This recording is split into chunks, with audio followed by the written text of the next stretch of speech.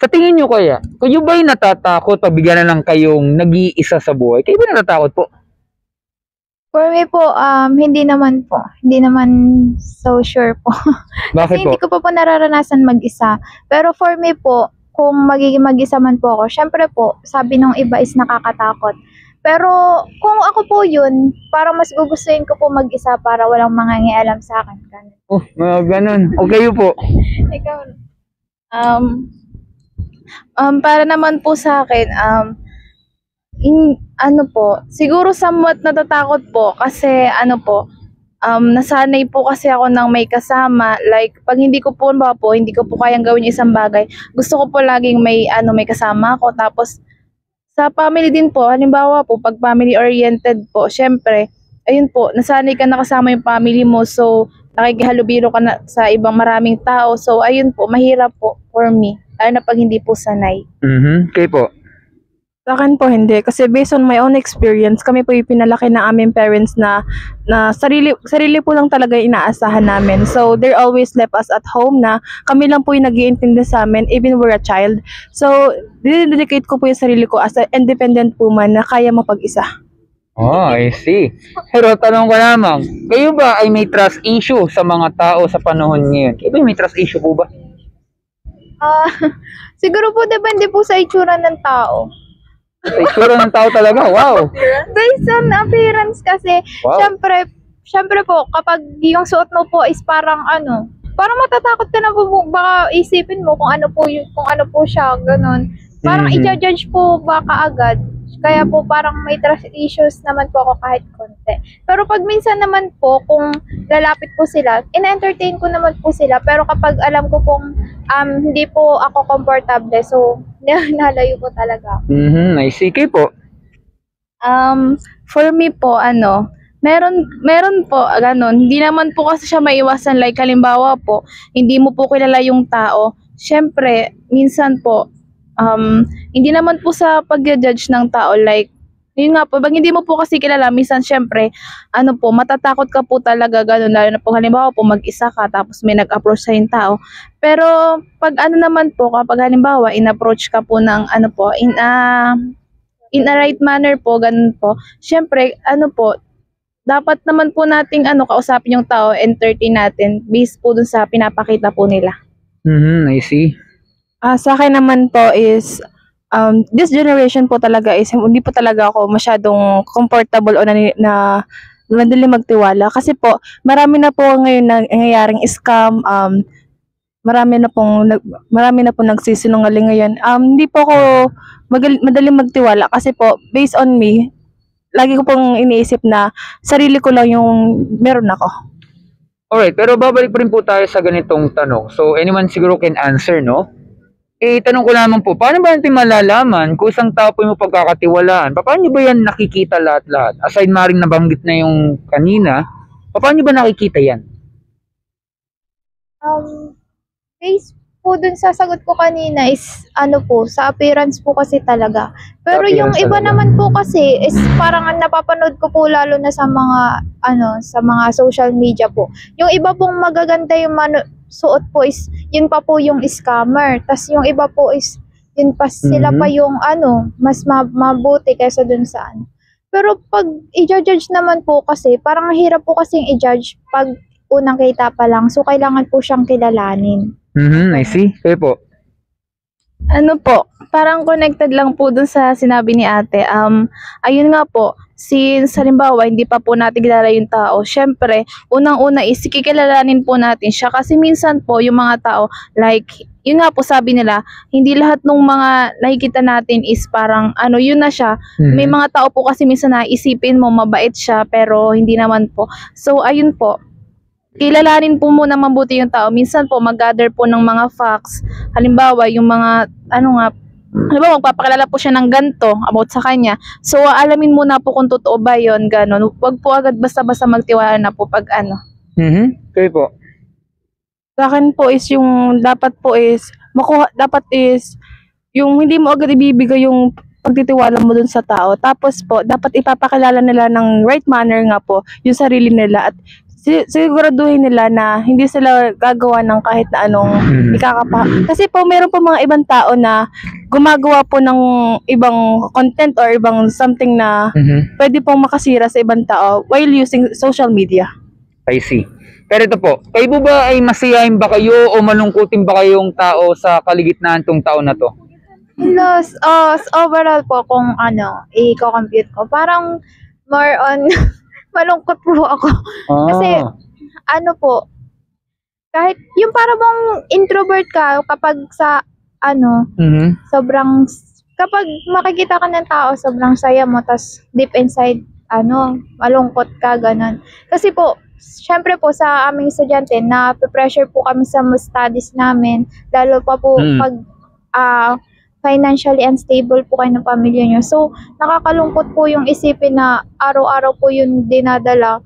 Pero, yun po yung, rate ko sa sarili ko ngayon. I see.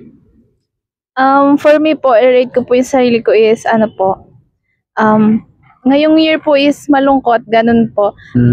Syempre po may time po na tumatawa, ganun, ngumingiti, tapos minsan nagdadasal kay God, ganun. Pero minsan po hindi pa rin po kasi mawawala talaga yung makaka-experience ka po ng kalungkutan.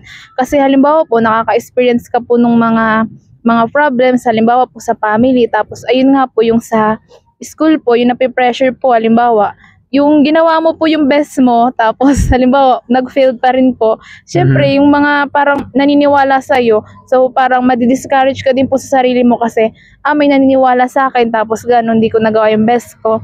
Pero pero lesson learned naman po dun is kahit may mga problema pong dumadating sa buhay, wag pong mawala ng pag-asa, tapos magtiwala po kay God, gano'n.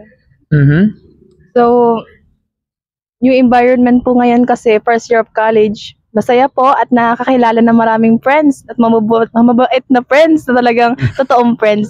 So, malungkot po kasi po, ito nga po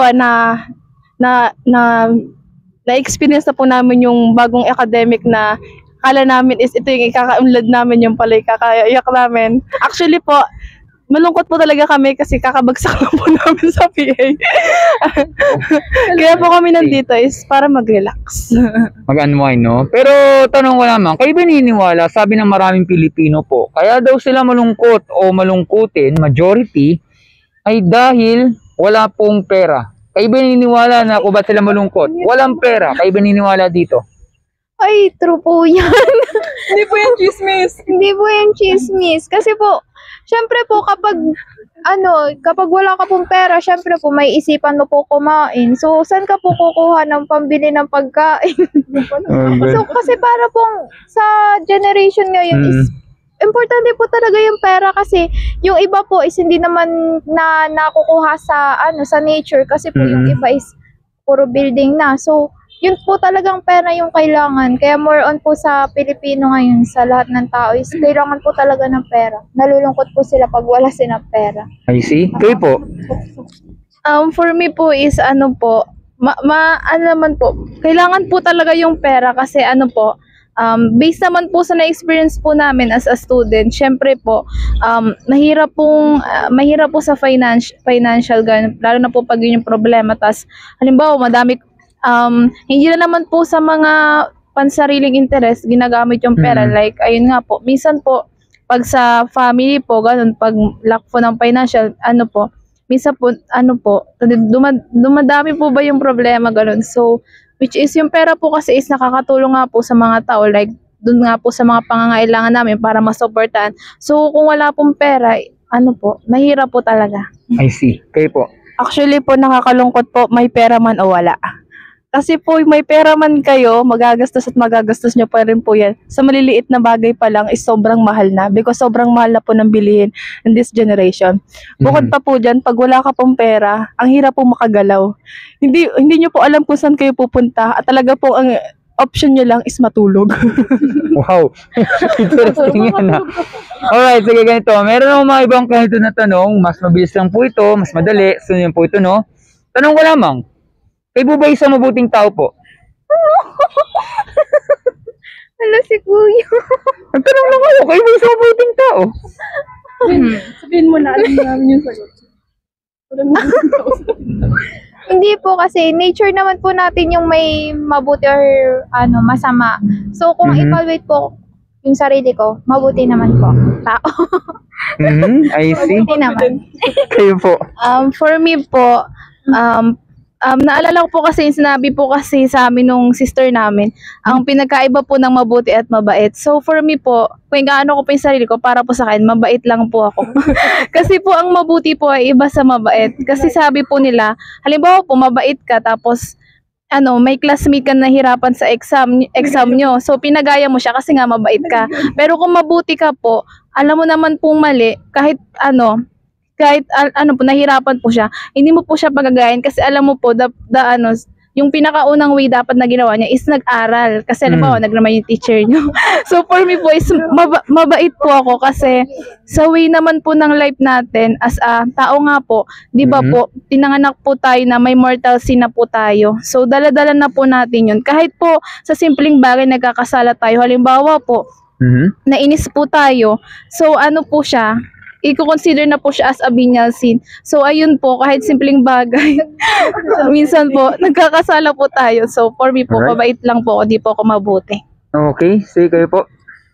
Hindi po ako mabuti. Hindi po ako mabuti, pero mabait din lang po ako. Sa totoo lang po, ako po yung pinakapasaway sa grupo namin kasi nga po lagi ako napapagalitan. Kasi daw po mabait daw po ako. Hindi naman po ako naniniwala kasi all the time po na meron pong akong katabi na nahihirapan, lagi kong pinapagaya o all the time lagi akong tumutulong kahit na hindi ko naman po alam yung consequences. So, iniisip ko lang po na okay lang yan, tutulungan ko na lang siya kahit hindi ko naman po alam na mas ikakasama niya pala yun. So, mali po talaga. So, hindi po ako mabuting tao pero naniniwala po ako na God is always forgive us and always there for us. I see. Pero mabilis lang naman. Kung i-rate nyo po sarili nyo, kung kayo mabuting tao, from 1 to 10. 1 as in sobrang yung masama, or 10 sobrang yung mabuti. Kayo bahala kung paano i-rate sarili nyo. Kayo po bahala dyan. Saan nyo po ilalagay sarili nyo from 1 to 10? Ano po, 5 po. 5. Kasi half-half po siya. Half, kayo po? For me po is 6. 6, ganun po. 6. 7. 6 po for me. Rate lang po ba? Rate lang naman. Kayo po? 4 po sa akin. 4, 5, 6. Kasi po, hindi ko po alam kung ginagawa ko po is tama o mali. Ang iniisip ko lang po basta is kung ano yung mabuti. Alright, sige. Bigyan ko kayo ng konting trivia o konting kaalaman patungkol sa salitang mabuti, no? Bagamat sa English po kasi, pag sinabi po natin good, sabi sa dictionary, kayo ba may magbasa ng dictionary? Tanong lang. Hindi. Pero pag search nyo sa Google, pag hindi nyo alam isang salita, nagagawa nyo lagi. Di ba? Sabi kasi sa konting kaalaman o trivia, pag sinabi daw na good or mabuti sa Tagalog, ito po yung tinatawag na moral excellence o morally upright. Isipin daw ng moral ay ugali muna sa tao sa kanyang sarili na dapat walang ginagawang masama, walang ginagawang krimen, walang ginagawang kasalanan, at wala daw sinasaktan na tao kahit sanggol yan. Pero tingnan natin po itong mabibis sa tanong kung tama ang sinasabi ng dictionary. Kagaya nito, kayo po ba ay nakapagsinungaling po sa tanan ng buhay niyo po? Lahat na, no? Yun nga po ang problema. Lahat po tayo guilty kasi yan po ang matutunan ng isang bata. Magsinungaling, magsikreto, pagtakpan pa lahat-lahat. Yun nga lang, lahat tayo dito ay guilty. Pero ito po, kayo po ba ay nakapagnako po ng kahit anong gamit sa tanan ng buhay niyo po? Mapalapis, ballpen, barya, may napulot sa kalsada, ibinulsa, or kung narin sasabihin, uy friend, may libreng movie dito sa online, pero totoo may bayad pero ninakaw lamang. Kayo ba ay nagnakaw ng kahit anong gamit, regardless na po sa presyo, sa tanan ng buhay niyo po? Opo, inaamin ko po. Wala po na ballpen sa bangko kanina. Easy. Po namin. Ganun. Kayo po? Pag wala, ay ko muna ate. Hindi oo. Oo daw siya. Kayo po? Ano po kasi, halimbawa po, may nakita ko po akong ballpen. Kasi po, syempre, una muna, itatanong muna po is kung walang may-ari. Halimbawa po, pag wala naman po nagsasabi na may-ari, syempre, kinukuha po kasi sayang din naman po yung ballpen kasi wala naman po may-ari, tapos may iwan lang po doon. So, pwede naman po siyang magamit. Tapos halimbawa po, iba po namin classmate, nangangailangan po ng ballpen. Pwede rin po siyang ipahiram. Ganun. Ganun. Kayo po? Sa akin naman po is yung kanina nga po, pauwi na kami is wala na pong tao doon. So may nakita po akong ballpen sa table ng chair.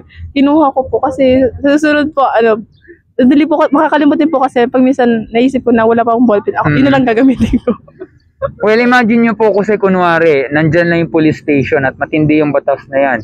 Ay ba, ito ng totoo, doon na tayo nag-a-unwind na sa kulungan. Lahat tayo sigurado guilty. Kasi kapag kasi tayo nagnakaw ng kahit anong gamit, ang totoo talaga, nagnanakaw na talaga tayo. Yun nga lang, kaya po tayo nakakapagnakaw ay wala yan sa presyo. Gusto natin isang bagay nang walang kahirap-hirap. Yun nga lang, di lang kayo tatlong guilty, lahat tayo. Kasi talagang totoo, nagnanakaw na talaga tayo from the first place. Pero ito po, kayo po ba ay nakaranas na maggalit sa isang tao? Ay, opo. Opo. Kayo po? Opo. Kayo ba ay nakaranas na maggalit sa isang tao? Opo, di naman po yun may iwasan, ganun. Hindi may iwasan? Ako po, nagagalit po ako. Pero pa nagagalit po ako is naggusto ko po mapag-isa or umiiyak po ako. Kaysa masaktan ko po sila, ako na lang po yung umiiyak. Niisip mo na, sasaktan ko na lang yung sarili ko. Kasi po, mayroon po ako anger issue na pag galit po ako, talagang umiiyak po ako.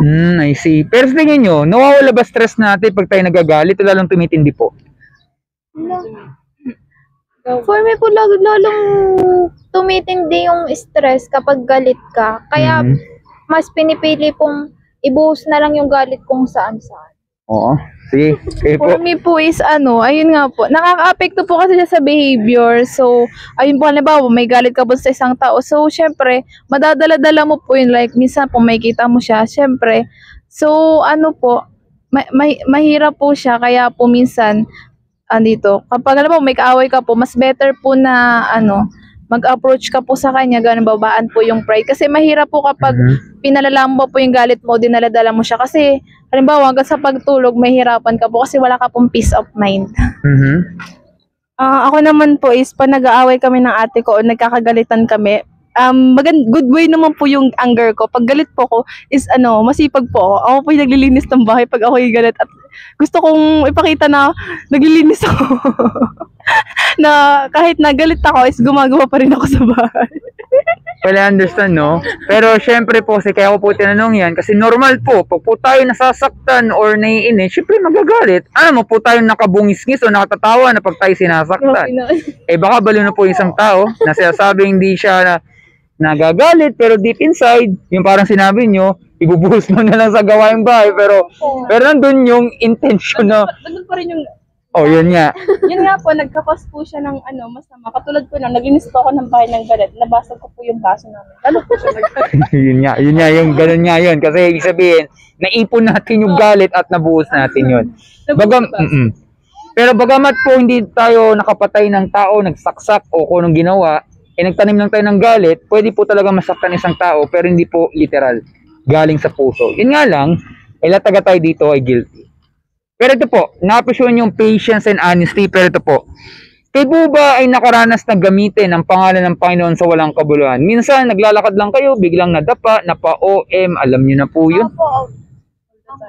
Sa akin po hindi po. Kasi alam ko naman po yun as a Christian po. As a born again. So, hindi ko po siya ginagamit kung saan. Kasi alam ko po yun kasi masama po.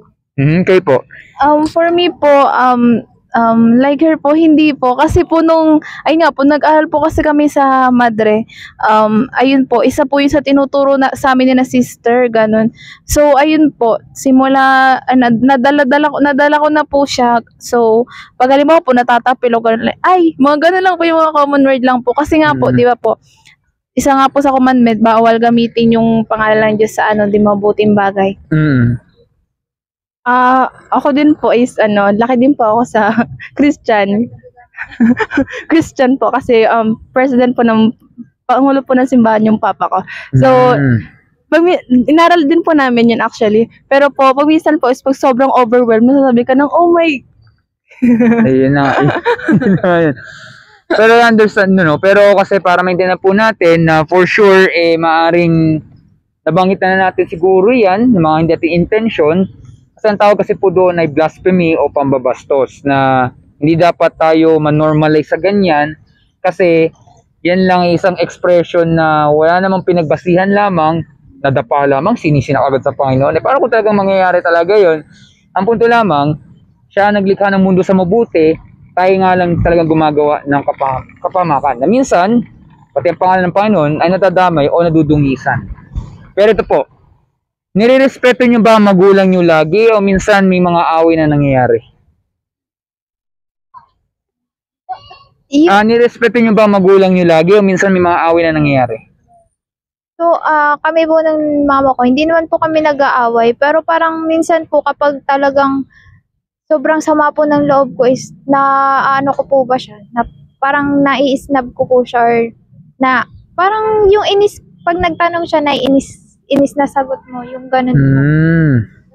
I see. For me po is nirespeto ko po si mama kasi ano po, ayun nga po, simula bata po kasi siya lang po yung nagpalaki sa amin. So yung ano po, yung relationship ko po kay mama is parang friend po ba yung ano po, ka-vibes, pero may limitation pa din po.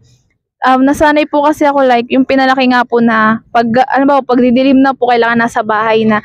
So tumatak po sa isip ko na ano, ganun, sinusunod ko po yung mga rules niya kasi inisip ko po is para po yun sa ikabubuti ko. Minsan po may tampo po kasi halimbawa po na-late ka po ng uwi, ganun. Syempre, as a magulang po, mag-aalala po lalo na po pag babae yung anak. So minsan po nagtatampo po kay mama, pero ano po, pinapaliwanag ko naman po sa kanya, ganun din, naiintindihan naman niya po ako. Pero ano po, yun po. So hindi po kayo masyadong close ng mama ko. So, medyo complicated po. Pag minsan, totoo lang po is, lagi po ako sumasama sa kanya sa church. Tapos, siya din po yung nagtuturo sa akin ng mga Bible verse. Tapos, siya din po yung nagtuturo sa akin na sumama daw po sa mga program para sa simbahan. Pero po, pag minsan po kasi is, hindi ko din parang na-over din si mama na kung masyado siyang stricta na lahat po halos ipagbawal sa akin noon. So, nangyari po is, nagkamali po ako at hanggang ngayon is pinagbabayaran ko pa sa kanya. I see. Pero syempre kasi pag sabi natin honor ang ating our mother or father, ibig sabihin dapat wala talagang away, sinusunod natin 100%, pero imposible kasi lahat talaga tayo dito, inasaway na natin ang ating mga magulang. Lilinawin ko po, hindi ko hinusgahan, ito po ilan lang sa maraming tanong para lang malaman kung tayo po isang mabuting tao. Kaya kasama din po dyan sa mga tanong na yan. Sa tingin nyo kaya, kung tayo po mamamatay, hindi po to pananakot at haharap po tayo sa judgment day sa Panginoon, kayo ba ay guilty o innocent po kayong tao sa nagawa niyong kasalanan? For me po, guilty po ako kasi inamin ko naman po na may nagagawa kong kasalanan. Kayo po? Same with her po, ayun. Bilang naman pong tao, po talaga, hindi po may iwasang magkasala tayo kahit mga simple sin lang po yun, hindi rin po may iwasan. So, ayun po. So, guilty po ako kasi alam ko po na lahat naman ng tao is nagkakasala. I see. Pero sa tingin nyo, saan kayo pupunta kung sakali? Sa langit ba kayo pupunta o sa impyerno? Tanong lamang po. Confident po akong sa langit po ako mapupunta. I see. Kayo po? Katulad po ni Ate Rep, confident po ako na sa langit, ganun. Pagkatuloy po ako. Kasi po, bago po makapunta sa langit o sa impyerno, kailangan po muna sa paglilitis. Okay, pero paanong confident na sa langit kayo pupunta? Bakit po? Kasi nga po, kasi tinuturo po sa amin na. Kasi, nung time naman po na namatay si Christ for us, for our sin, is dun pa lang po, is nalinis na yung sins natin. So for me po, kapag may mga dapat po tayong gawin naman na dapat kung mapupunta ka sa langit, dapat mo tong gawin. So for me po, yung nagagawa ko naman po siya, pero dapat po kasi sabi ng pastors namin is dapat confident ka and dapat gagawin mo lahat ng commandments ni God na dapat mong gawin dito sa Okay, I understand. Okay po. For me po is confident, ganun po. Kasi pag tinatako po kasi sarili mo na confident ka, so parang para may enlighten ka na gumawa ng mabuti, ganun. Kasi po 'di ba, decision mo, gusto mo po talaga makapunta sa langit. So, gagawa ka po talaga ng mabuti, ganun din. Iwasan po yung mga masasamang bagay din. Ayun nga po, sundin po yung 10 utos ng Diyos na mga nakalagay po doon. Then, ano po, like, sabi po nila dapat po, lagi po tayong ready kasi hindi naman po natin alam kung kailan po tayo mamamatay. So, dapat po araw-araw po natin piliin gumawa ng mabuti. Kayo naman po, bakit po purgatorio ang nabanggit niyo po dyan? Kasi po, so sabi po sa akin ng mama ko, bago daw po makapunta sa langit o sa impyerno, is kailangan daw muna po ng paglilitis. Kailangan daw po munang linisin mo muna yung sarili mo bago ka tanggapin ng Diyos. Kasi po, yung pagkakasalan natin ay dapat muna natin pagsisihan bago tayo makapunta sa langit. Pero naisip ko po na bago po ako makapunta sa langit, alam ko po sa sarili ko na hindi man po ako ganong kabuting tao, is alam ko po sa sarili ko na ginagawa ko naman po yung best ko para sundin yung mga commandment ni God. Kasi ganito po yan, bigyan ko kayo ng konting senaryo or halimbawa. Kunwari may isang kriminal, sabihin natin siya ay pumatay ng tao o nagnakaw siyang pera sa bangko. Nahuli siya ng pulis at ito po ang sasabihin niya sa judge, sa korte. Judge, opo, guilty po ako sa nagawa kong kasalanan, pero na-realize ko po na mali talagang ginawa ko, nagsisisi ako, o pwede niyang sabihin na di naman ako siguro sa kulungan pupunta kasi parang humingi naman ako ng kapatawaran, etc. Or pwedeng sabihin ng isang kriminal sa judge, Judge, mukhang hindi ako sure kung sa kulungan pupunta. Baka naman po may iba pang paraan para mapag-usapan natin to. Yung parang sasabi mo, parang purgatorio, parang tinatawag, parang waiting list pa yan eh. Parang in reality, sa korte, kapag may nagawang kasalanan isang kriminal, lalo na pag matibay yung ebidensya, kailangan talaga siyang itapon sa kulungan, kailangan niya pagbayaran, kahit ano pang sinasabi ng kriminal. Tama po ba na kailangan pagbayaran talaga ng kriminal ang kanyang nagawang kasalanan? As in, makukulong talaga siya, regardless kung anong pampaliwanag niya. Opo, kasi nung time naman po nung mga dating kinukulong naman po sila. Magkaiba po kasi ang judgment ng Panginoon sa judgment ng tao. Kaya hindi ko po masasabi kung dapat po talaga siyang ikulong o hindi. For me po is based po dun sa halimbawa ayun nga po sa kasalanan po nagawa niya is ayun nga po, parang kailangan niya pong pagbayaran yung ginawa niya kasi from the first place naman po conscious po siya nung ginawa niya po yung kasalanan na yun. Exactly. So, tsaka po yung iba bago po sila gumawa ng bagay, dumadaan muna po yung sa process, like pag-iisipan po nila, like po yung ibang tao, bago po sila magnakaw, syempre pinag-iisipan muna po nila, pinagpaplanuhan po muna nila yung gagawin. So, conscious po siya nung ginawa niya po yung bagay na yun. So, normal lang po na pagbayaran yun kasi nga po, halimbawa po nakapatay siya.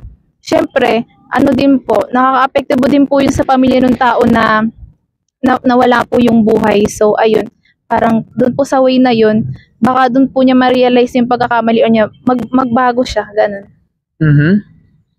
Kayo po, sa tingin nyo, kailangan ba talaga pagbayaran talaga ng kriminal na nagawa niyang kasalanan? Kahit ano pang paliwanag niya? Kailangan po, kasi po, every action have consequences. So, kailangan niyo muna po, yung pong ginawa niyong kasalanan is kailangan niyong pagbayaran.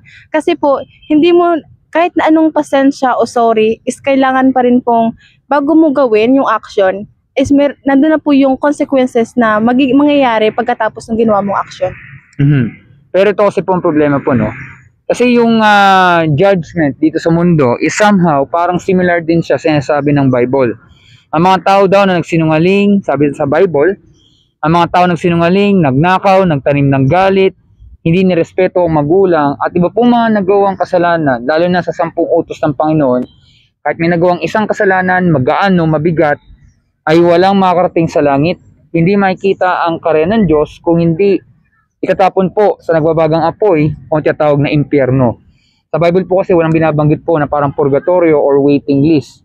Kasi pag sa ating judgment day, somehow parang similar sa korte ng mundo na pag may nagawang kasalanan, talagang malalaman kaagad ang verdict.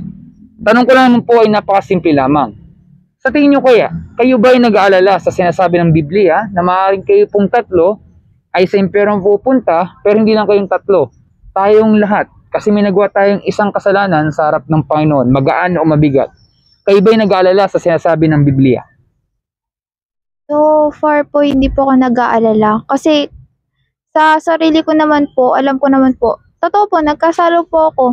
Pero ang sinasabi din po kasi sa Bible, kapag lumapit ka sa Kanya, sinurrender mo sa Kanya yung kasalanan mo, humingi ka ng tawad sa Kanya, papatawarin ka ng Panginoon. Kasi iba naman po yung judgment ng tao. So sa tingin po ng tao is dapat mali ka. So dapat makasalanan ka na forever. Pero sa tingin po kasi ng Diyos, sa mata ng Diyos, if talagang, kasi malalaman po naman ng Panginoon kung nagsusorry ka naman po ng sincere.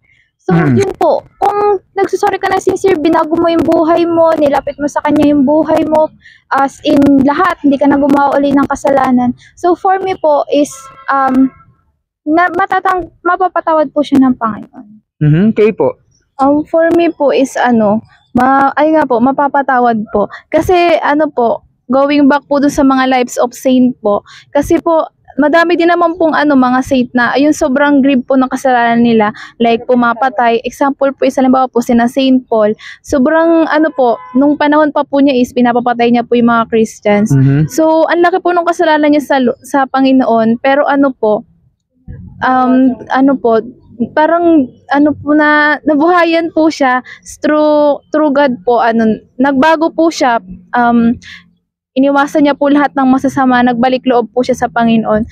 So, sa simple way po na yun, para po sa akin is, napapatawad po tayo ng Panginoon. Then, isa din po is na, binibigay mo sacrament is, yung confession po. Through confession po, di ba po, yung mga pare po is, they are the instrument of God po. Parang through sa kanila po, pag nagkukumpisal po tayo ng mga kasalanan natin, in a sincere way po, ayun po, nalilinis po yung kalooban natin, ganun. Kayo po. Lahat naman tayo nagkakasala, pero lahat tayo nagkakasala, pero hindi naman po ibig sabihin nun is lahat tayo mapapuntang impyerno. Kasi po, yung iba po, nagkakasala sila dahil yun po yung desisyon nila. Yun po yung naisip nila na yung gagawin nila. Iba po yung taong nagkakasala na hindi sinasadya at humihingi ng patawad. So, katulad po ni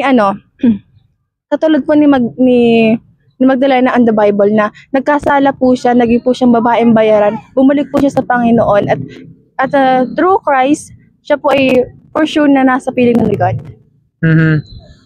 So, para mas malala natin maintindihan, ito po isang simpleng tanong. Sa tingin niyo ba, ang Panginoon ba ay nagsisinungaling? Hindi po. Hindi po siya, kasi po, sabi sa Bible, God is righteous. So, hindi po siya nagsisinungaling. Kayo po, meron pa kayo dalagdag pa? Nagsisinungaling ba ang Panginoon? For me po, hindi po. Kasi nga po, nakalagay din po sa Bible, ano po siya perfect po si God, ganon. Kasi nga po, di ba, ayaw niya nga po sa mga taong makasalanan. So, bakit po ayaw po siya sa mga taong makasalanan kung ganon po siya? Tsaka po, perfect po kasi si God, so wala po masabi. So, si God po is hindi po siya nagsisinungaling.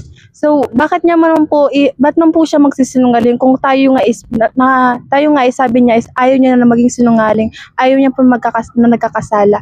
So, ito lang po is mere na isa po siyang ina-idolize na dapat tularan kasi po he's perfect.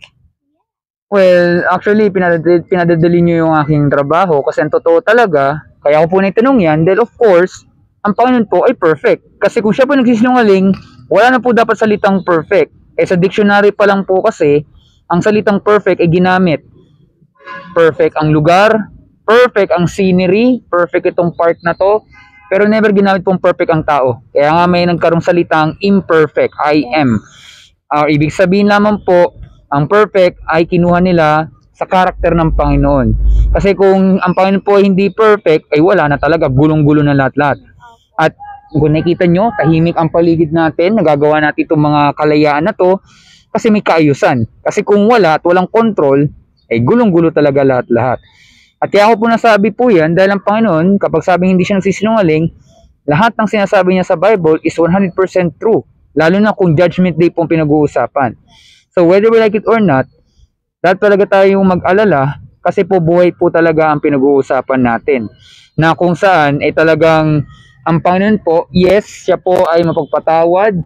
Yes, siya po ay merciful. Siya rin po ay perfect. Siya po ay righteous siya kung tawagin. Pero may isa rin po siyang character na kailangan balansehin. siya po ay may puot o wrath.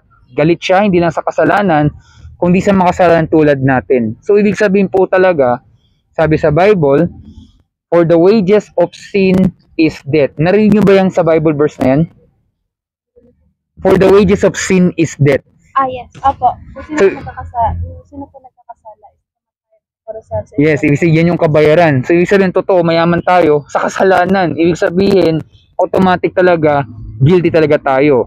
And pangalawa, sabi rin po sa Bible, walang sino man ang mabuti kahit isa. Or sa English, no one is good, no one is righteous. Ibig sabihin po, patas po ang laban, ako po guilty, kayo guilty, lahat po. Kahit po isang kasalanan lang. Actually nga po, may iba nagsasabi nga, kahit lang siguro simpleng white lies, di man siguro sin yan. Hindi. Sa mata ng Panginoon, ang tawag po doon, damnation eh. Ibig sabihin po niyan, hindi niya po pinalalampas ang mga hindi nagsasabi ng totoo. Kaya whether we like it or not, dapat talaga tayo mag-alala kasi po buhay ang pinag-uusapan natin. Tanong ko lamang, kayo ba ay natatakot sa kamatayan po? Hindi po ako natatakot kasi alam ko naman po sa sarili ko na makakasama ko po si Lord kapag namatay ako. Kayo po? For me po, di po ako natatakot sa kamatayan kasi ano po, feeling ko po lagi ko naman po pinaprepare yung sarili ko, ganun. Tsaka ano po, for me po kasi hindi naman po pag sinabing death is yung nakakatakot siya. Kasi sabi nga po 'di ba, yung pag namatay tayo, parang ang final destination po natin is si God. So, parang kung isipin po para sa akin is masaya naman po yung word na death. Po kasi peaceful po siya kasi parang yun na po yung final destination mo, which is ayun po, makakasama mo si God. Ako po hindi po ako natatakot because sabi po sa Bible na if your end of your life is the end of your mission. So, ibig sabihin na natapos na yung buhay mo is tapos na yung mission mo dito sa mundo. Yun nga. Pero syempre, kung halimbawa bibigyan ko yung pagkakataong mabuhay ng mahaba, ilan pa kayang years kung sakali? Kung mabibigyan ka ng pagkakataon? Ako po ay siguro po mga mga 50 years pa. 50 years? Ayaw mo ng 100? 100 years. Kasi po, parang hindi pa ako aabot ng 100 years. Ngayon pa nagsakitin na eh. Pero po, 50 years po. Ganon. Okay, understand. Magagawa ko pa yung mission. Kayo po? For me po is gusto ko po kasing maranasan yung umabot ng yung tumanda po 300 years. 300 years. For me po is kahit anong edad naman po, ganun. Basta pero gusto ko muna po kasing matapos. Marami pa po kasi akong gustong gawin sa buhay, ganun. Pero kung will naman po ni God, wala naman po magagawa kasi alam ko naman po na ready po ako, ganun. It's just that gusto ko po kung sakali po dumating yung time na wala ako, gusto ko po is, yun po, nasa mabuti pong kalagayan sila mama. Gusto ko po is, nakapagtapos na po ako, then nakatulong na po ako sa kanila para kung sakali pong mawala ako, alam ko po na nasa mabuti po silang kalagayan, ganun. Kasi nagawa ko po yung mission ko na tumulong po sa kanila. Kayo po? Akin po is no specific year kasi po ini-indicate ko po na as long as Jesus will. I see. Pero syempre po, alam naman po natin kasi na ang buhay po talaga ay napakaiksi. At of course, kaya ko po yan sinabi yan, bagat I think meron talaga kayong knowledge po dyan, para lang po ma-examine po natin yung tinatawag na humility or pagpapakumbaba. Kasi bagamat po talaga nakakatawa talaga ang death, kasi po talagang yun yung end ng buhay po natin tao, pwede mo po talaga magbagong lahat-lahat kapag narinig natin tong salita na to. Narinig ba yung salitang mercy, M-E-R-C-Y? Ano po sa Tagalog nun? Awa. Kayo ba lagi nahingi ng awa sa araw-araw? So, pag sabi po kasi nating mercy or awa, ibig sabihin, pwede tayong humingi ng awa sa Panginoon na inamin natin tayo po yung makasalanan, inamin natin tayo po yung mahina, at tayo po ay humingi ng tulong sa Kanya. Ibig sabihin po, nagpapakumbaba po. Ibig sabihin, yung isang tao alam niya na siya ay mahina, may nagagawang kasalanan, at hindi niya kayang iligtas ang kanyang sarili sa kapahamakan kasi maaaring hindi ka nagkakasakit pero yung makagawa ng kasalanan ay mukhang imposible kasi lahat po talaga tayo guilty. Hindi ko nga rin alam kung ano nasa utak nyo or nasa puso nyo, din ang Panginoon po ang nakakaalam po ng inyong mga intensyon. Yun nga lang, in reality, galit po talagang Panginoon sa ating mga nagagawa nating kasalanan, kaya ibig sabihin, lahat talaga tayo ay guilty. Pero bagamat nakapag-alala talaga, pero pag tayo humingi ng mercy or awa sa Kanya, tsak, yung isang tao ay hindi siya mapapahama kasi alam niya na kailangan niya magpakumbaba at humingi ng tulong sa Kanya. Dahil for sure, alam niyo na po itong sagot na to dahil ito na po yung tanong. Ano ba ang ginawa ng Panginoon sa ating lahat upang hindi tayo itapon sa impyerno at tayo po yung makalis po sa Judgment Day? Ano ba ang ginawa ng Panginoon sa ating lahat? Yung pong sa John 3:16 na binigay niya po yung anak niya para mamatay para sa ating mga kasalanan. Ano po, yung na crucified po si Jesus, kasi po, true po dun sa, kung hindi po niya inoffer yung buhay niya sa atin, hindi po tayo mapapatawad sa ating mga kasalanan. Same po. So, yun nga po. Sinabanggit nyo kasi in John 3:16, yun nga yung sasabing, for God so loved the world that He sent His begotten Son, na whoever shall believe in Him shall not be perished and have an everlasting life. Na kung saan, ang Panginoon, kagaya nito, tayo po yung makasalanan, di lang sa Pilipinas, pati sa buong mundo. Tama po ba? Pero ang ginawa po ng Panginoon sa Kristo, binuhay siya po yung kanyang buhay dahil gusto niya po magmalasakit sa lahat-lahat.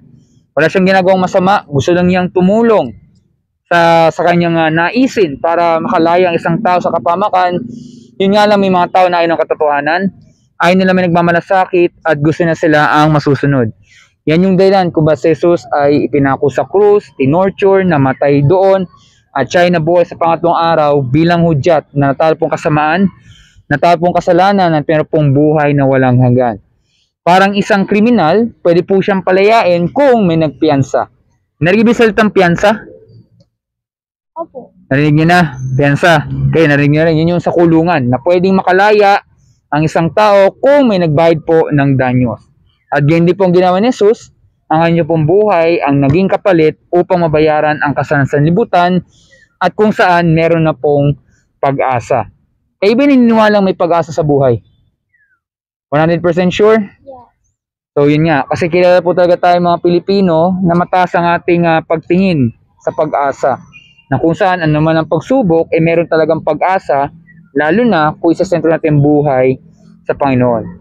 Bagamat ang kaligtasan po ay nasa biyaya ng Panginoon at wala sa mabuting gawa, pero tanong ko lamang, ano ba ang dalawang bagay na pwedeng makamit ng isang tao yung kaligtasan bagamat nasa biyaya ng Panginoon? Meron ba kayong idea? Ano ba yung dalawang bagay kaya yun? Ulitin ko, ano kaya yung dalawang bagay na yun na pwedeng makamit na kaligtasan sa isang tao bagamat ang kaligtasan po ay nasa biyaya ng Panginoon? Ano kaya yung dalawang bagay na yun? Any idea? Ulitin ko yung tanong. Hindi po namin mag-gets yung concept. Ulitin ko po yung tanong. Ganito lang yan. Bagamat po ang kaligtasan o tatawag na salvation ay wala sa ating mabuting gawa, kundi ang kaligtasan ay nasa grace ng Panginoon. So yun, wala tayong ambag. Ngayon, ang tanong ko lamang, pwede pa natin makamit po yung kaligtasan bagamat nasa biyaya ng Panginoon yung kaligtasan. Ano kayong dalawang bagay na pwedeng gawin ng isang tao upang makamit yung kaligtasan na yan? Any idea? Humingi po ng tawad sa Diyos at sundin ang mga inuutos niya. Kayo, any idea? Hindi mo sure? Kayo po? Siguro love of God, then, ano ba nga yung isa? Love of God, then, yun lang po nasa isip ko. Okay, ganito. Actually, nasa Bible din po ito eh. Una, narinig ba yung salitang repentance? Ay, apa. Ibig sabihin po ng repentance ay pagsisisi sa kasalanan. Parang sa sakit. Di ba gusto nyo laging gumaling? Di ba? Halimbawa, kung kayo nagkasakit o nagkalagnat, sa tingin nyo makakapag-unwind kayo dito sa lugar na to? Hindi. Kasi talaga mayayari kayo at hindi nyo mawawala yung stress. So, pag po tayo nagkasakit, gusto natin laging gumaling. Pag tayo nagawa ng kasalanan, patuloy po nating pagsisihan nito, talikuran man nagawang kamalian at babaguhin ating puso at isipan. At ang isa po ay ang pananampalataya sa Panginoong Jesucristo lamang bilang Panginoong tagapagligtas. Pag nagawa nating dalawang bagay na yon, patatawarin tayo ng Panginoon, bibigyan tayong bagong puso at isipan, at higit sa lahat po, anuman ang pagsubok na pinagdaan natin, meron pong pag-asa. Hindi sa mundo nito, kundi sa kanya lamang, at dahil doon, meron pong buhay na walang hanggan. So bago po umalis, meron na lang ako mabibigay sa tanong. Sa tingin niyo po, nagsasabi kayo ng totoo sa ating napag-usapan po? Kayo po, Cypher. Oh, nagtatanong ako, sa tingin niyo ba nagsasabi kayo ng totoo sa napag-usapan po natin? Kayo po. Pero pag-iisipan niyo po ba ating napag-usapan po? Siyempre po. Kayo po. Pag-iisipan niyo po ba ating napag-usapan po? Kayo din. Siyempre po, consciousness namin yun na ito, yung bawat mong ginagawa ng tao iniisip is nagre-reflect po yan every second na iniisip po namin kung ano po yung napag-usapan. Nag-feedback po kami dun sa nangyayari. And I think, I assume, kayo ba nagbabasa ng Bible araw-araw? Nagbabasa po. Pero Not everyday. everyday. Pero syempre, ang mahalaga naman po is sana mabasa natin ang Bible araw-araw, as in araw-araw, parang pagkain. Diba? Pag nagugutom, kakain kayo, tama po ba? Meron kasi nagsasabi talaga, no Bible, no breakfast. So, ibig sabihin, bago tayo, kung anong gawin natin sa umaga, bago magdudot sa cellphone, etc., unahin muna natin basahin ang kanyang salita bilang gabay po natin. Para at least, ma-refresh po tayo, hindi lang sa katawan natin, pati sa spiritual. Kaya po tayo dito sa mundo, ay para makilala natin ang Panginoon at siya malugod natin habang buhay. Ang bad news, lahat po tayo guilty, lahat po tayo ay sa impyerno tatapon kasi yan ang justice ng Panginoon sa ating lahat.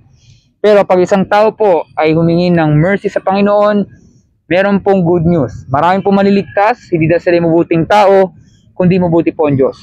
Sa pagsisisi sa kasalanan at sa panampalataya sa Panginoong Yesus lamang, sila maliligtas dahil yung sabihan ng Panginoon. At dahil doon, meron pong buhay na walang hanggan. Maraming salamat po dito sa oras na to. Meron ba kayong katanungan po? Wala na po. So wala na pong katanungan. Maraming salamat po. Kayo po mag-ingat at God bless po sa inyo. Thank you po. God bless din po.